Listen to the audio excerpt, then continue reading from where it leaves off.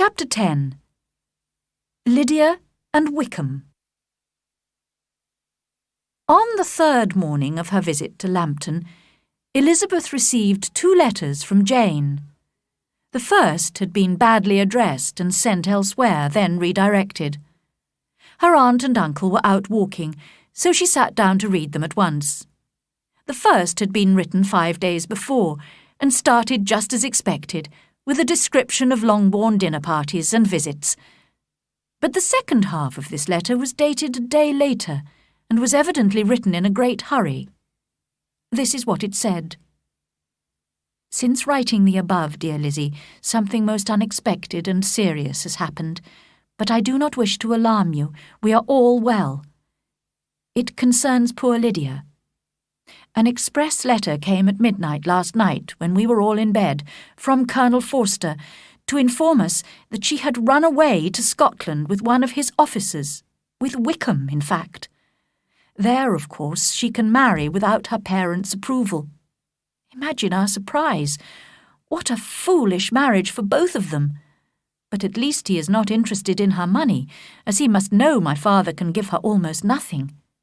Kitty admits that she knew about Lydia's attachment to Wickham from Lydia's letters. Our poor mother is very upset. I must finish now, as I cannot stay away from her for long. I hope you can read this. I hardly know what I have written.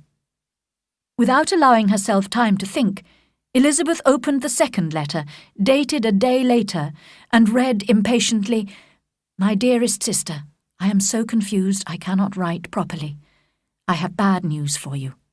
Foolish though a marriage between Mr. Wickham and our poor Lydia might be, we are now only too anxious to hear that it has taken place. There is reason to fear they have not gone to Scotland. Colonel Forster arrived here yesterday. He tells us that one of the officers, a close friend of Wickham, believes that Wickham never intended to go to Scotland or to marry Lydia at all. The Colonel followed the couple as far as London, but they have not been seen leaving the capital. Our anxiety, my dear Lizzie, is very great. My father and mother believe the worst, and the Colonel fears Wickham is not a man to be trusted. But I cannot believe him to be so wicked. And is Lydia so completely lacking in morals that she could live with a man without being married? Impossible. Now my poor mother is really ill. My father is angry, for perhaps the first time in his life, and Kitty is being scolded for keeping the attachment a secret. While I am glad, dearest Lizzie, that you have been spared some of the confusion and worry we have been experiencing, I cannot help begging you all to come home as soon as possible. My father is going to London with the Colonel to try to find Lydia. I think he is too upset to achieve results in the best and safest way, and my uncle's advice and help would be everything in the world. I rely on his goodness." "Oh, where is my uncle?" cried Elizabeth, running to the door. But just as she reached it, Mr. Darcy came in. Her pale face and strange manner prevented him from speaking, and she, who could think of nothing except Lydia, said hurriedly, "Excuse me, but I must leave you. I must find Mr. Gardiner immediately. There is not a moment to lose." "Good God! What is the matter?" he cried. Then added, "Let me, or let the servant, go to find Mr. and Mrs. Gardiner. You are not well enough. You cannot go yourself." Elizabeth hesitated, but her legs were trembling and she realized he was right. After giving the servant her message, she sat down, looking so ill that Darcy could not leave her, or stop himself, saying gently, "Let me call someone to look after you. Shall I get you a glass of wine? You are very ill." "No, thank you," she replied. "I am quite well. I am only upset by some dreadful news I've just received from Longbourn." She burst into tears, and for a few minutes could not speak another word. Darcy watched her miserably in sympathetic silence. At last she spoke again. "It cannot be hidden from anyone. My youngest sister has eloped with Mr. Wickham. You know him too well to doubt what will happen. She has no money, no connections, nothing that can tempt him to marry her. She is lost forever, and I could have prevented it. I knew how bad his character was. If only I had told my family what I knew about him. But it is all too late now." Darcy looked at her in astonishment. "I am shocked," he said, "and sad, very sad. What has been done to find her and bring her back?" "My father has gone to London, and I hope my uncle will go too. We shall leave Lambton, I hope, in half an hour. But I know very well that nothing can be done. How can such a man be persuaded? How can we even find them? I have not the smallest hope. It is horrible." Darcy made no answer. He was walking up and down with a serious, thoughtful expression on his face. Elizabeth soon observed and instantly understood it. She was losing her influence over him. This proof of moral weakness in her family was driving him away from her. Never before had she so honestly believed she could have loved him, as now, when mutual affection must be impossible. But she could not think for long of herself, when Lydia's situation was so desperate. Mr. Darcy left almost immediately, politely regretting that Elizabeth and her aunt and uncle would not, in the circumstances, be able to come to dinner at Pemberley that day, and again expressing his sympathy. When Mr. and Mrs. Gardiner entered the room, Elizabeth hurriedly explained everything to them, and was greatly relieved when they agreed to leave at once to return to Longbourn. Their packing was done at great speed, and soon they were in the carriage, driving south. "Lizzie," began Mrs. Gardiner, "I cannot believe that Wickham's character is so bad that he would run away with Lydia and not marry her. Do you really think he is capable of that?" "My dear aunt, Jane and I both know that he has neither honesty nor honour. He has falsely accused Mr. Darcy and has lied wickedly about the whole Darcy family. You saw what a shy, gentle girl Miss Darcy is, but he had described her as proud, disagreeable, and disdainful." "But does Lydia know nothing of this?" "Oh, no, that is the worst of all.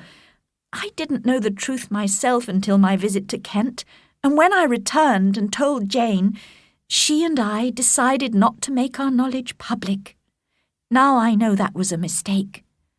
I never thought that Lydia could be in any danger from him." When they arrived at Longbourn, Elizabeth and her aunt were able to help Jane in looking after the children. They also attempted to calm Mrs. Bennet, who, however, refused to be calmed and blamed everyone except herself for the disaster. "If only I had been allowed to take the family to Brighton, this would not have happened. Poor dear Lydia had no one to take care of her. Why did those Forsters ever let her go out of their sight? I am sure they neglected her.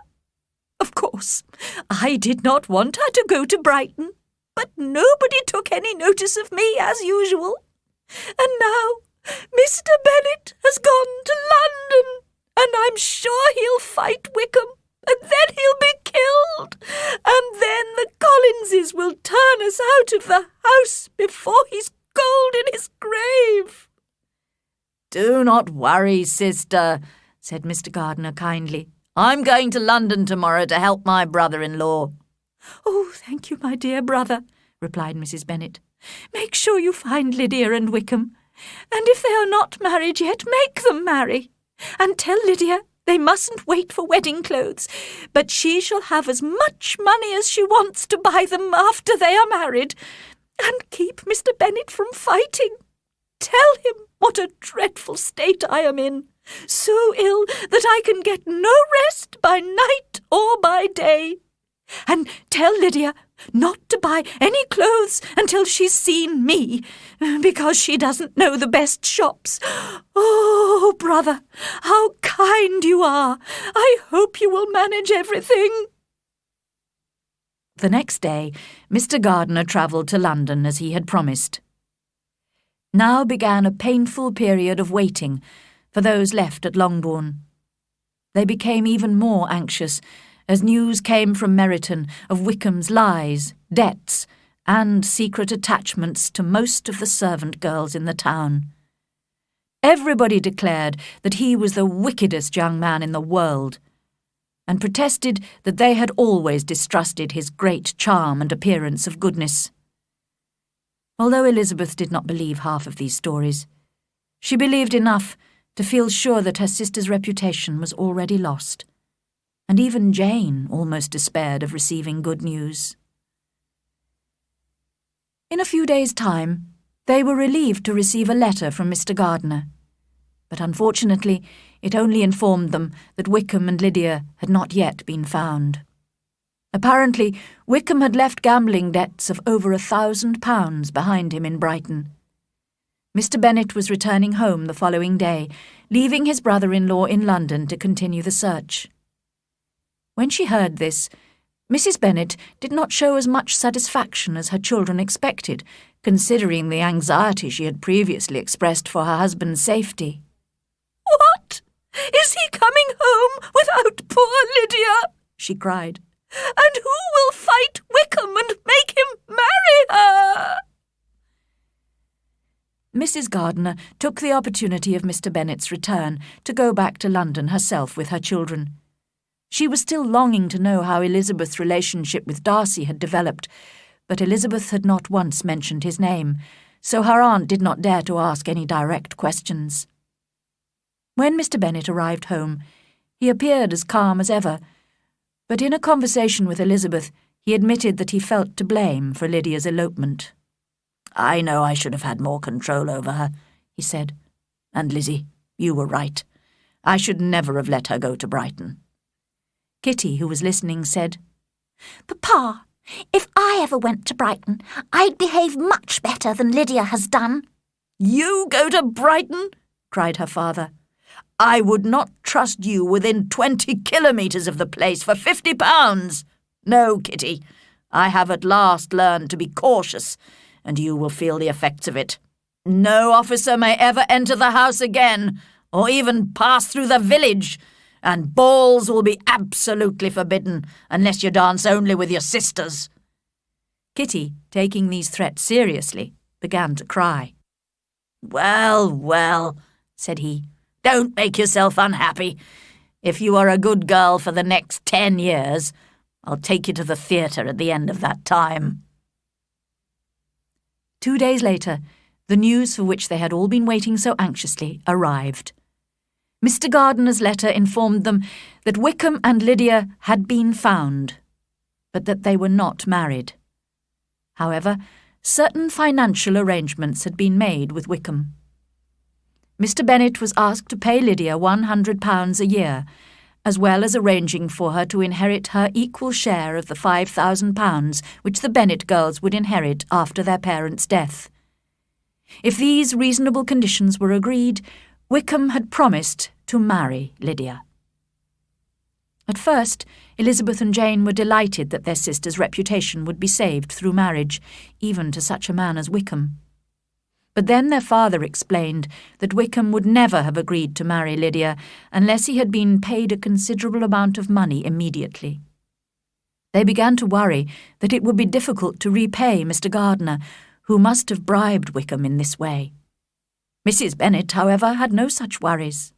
"He is her own uncle after all," she cried happily. "Why shouldn't he pay? My dear, dear Lydia, married at 16. How I long to see her, and dear Wickham too. But the wedding clothes! I'll write to my sister-in-law about them at once. I'm so happy. In a short time I'll have a daughter married. Oh, Mrs. Wickham, how well it sounds!" Now that Lydia was going to be married, Elizabeth greatly regretted telling Darcy of her fears for her sister. But even if Lydia had been married in the most honourable way, it was extremely unlikely that Mr. Darcy would wish to connect himself with a family in which there was a close relationship with Wickham, the man he most justly disliked. She could not expect him to go on caring for her, as she felt certain he had done when they met in Derbyshire. But now that she was sure he could not love her, she was convinced they could have been happy together. He seemed to be exactly the man who would have suited her. They could have usefully influenced each other. His mind might have been softened, and his manners improved by her sociability, and she might have learnt from his greater judgment and knowledge of the world. But no such relationship could now teach an admiring world what happiness in marriage was really like. Instead, Wickham would marry Lydia, with little chance of happiness for either of them. Mr. and Mrs. Gardiner had arranged for Lydia to be married quietly in London from their house. At first, Mr. Bennet had refused to allow his youngest daughter ever to enter his house again, but eventually Jane and Elizabeth persuaded him to receive Lydia and her husband after the wedding. It would only be a short visit, as almost immediately she and Wickham would be moving north to Newcastle, where he had accepted a new army post. When the carriage containing the young couple arrived at Longbourn House, the two elder Bennet sisters were shocked to see how unashamed Lydia was. She entered the house laughing and joking, and asked all her sisters to congratulate her. Wickham was no more embarrassed than she was, and spoke to everyone in his usual flattering, agreeable manner. They seemed to have no idea of the anxiety they had caused by their shameless and wicked behaviour. Elizabeth was quite disgusted by their relaxed, confident appearance, and determined not to show any interest when Lydia insisted on describing every detail of her wedding day. She could not help reacting with astonishment, however, when Lydia let slip the name of Mr. Darcy. He had apparently been present at the ceremony. Why would Mr. Darcy, Elizabeth wondered, attend the wedding of two people he must hold in the greatest contempt? She could not discover the reason from Lydia, who suddenly remembered it was supposed to be a secret, and she could not rest without knowing the truth. So she hurriedly sent a note to her aunt in London, asking urgently for an explanation.